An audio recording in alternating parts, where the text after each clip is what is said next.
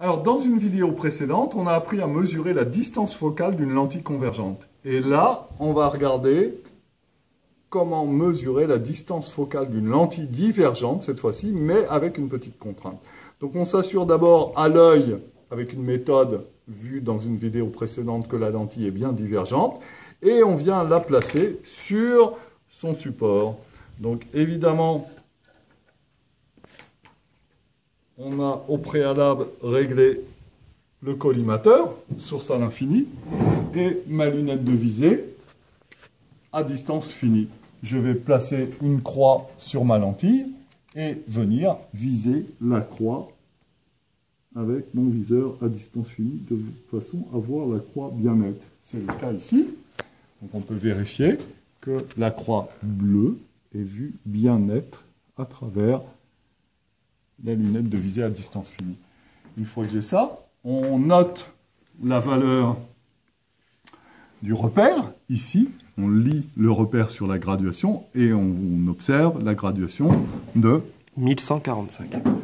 Je note cette valeur, R1 égale 1145. Et ensuite, qu'est-ce que je vais faire? Eh bien, je vais chercher le plan focal image à travers cette lentille, via la recherche de la croix du collimateur. Puisque la croix du collimateur ici est à l'infini, après la lentille, elle va se retrouver dans le plan focal image. Mais attention, cette fois-ci, le plan focal image, puisque c'est une lentille divergente, se trouve avant la lentille, donc quelque part ici. Donc je ne vais pas reculer mon viseur comme je l'ai fait pour la lentille convergente, mais je vais au contraire l'avancer jusqu'à ce que je puisse viser à travers ma lunette le plan focal image. Donc j'avance la lentille et à la recherche de cette image qui, cette fois-ci, est bien virtuelle. Je ne pourrais pas la matérialiser sur un écran. Donc, en avançant, je vais finir par rencontrer une croix, la croix du collimateur net. Voilà, j'y suis. On peut vérifier à la sortie de la lunette qu'on a bien une croix nette. Alors, c'est un peu intense, donc on ne voit pas bien la croix. Mais on pourrait... Voilà, là on voit les graduations de l'oculaire et voilà, on a aperçu légèrement, mais à l'œil c'est très net, on voit bien une croix bien nette, celle du collimateur. Je n'ai plus qu'à noter la graduation ici, R2,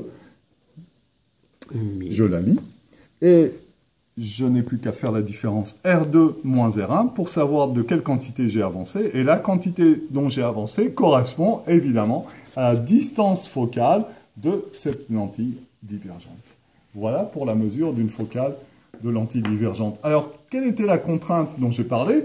Eh bien, c'est qu'au bout d'un moment, je ne vais plus pouvoir avancer. Donc, en fait, si je place une bonnette de 20 cm, ici, je ne pourrai pas mesurer de focale de lentille divergente de plus de 20 cm, tout simplement parce que ici je suis grosso modo à 20 cm de ma lentille divergente et je ne vais pas pouvoir avancer de plus de 20 cm. Donc je ne pourrai mesurer des focales de lentilles divergentes qu'à condition que cette focale soit inférieure à la focale de ma bonnette. Voilà pour la seule contrainte sur cette méthode de collimation concernant la mesure de focale d'une lentille divergente.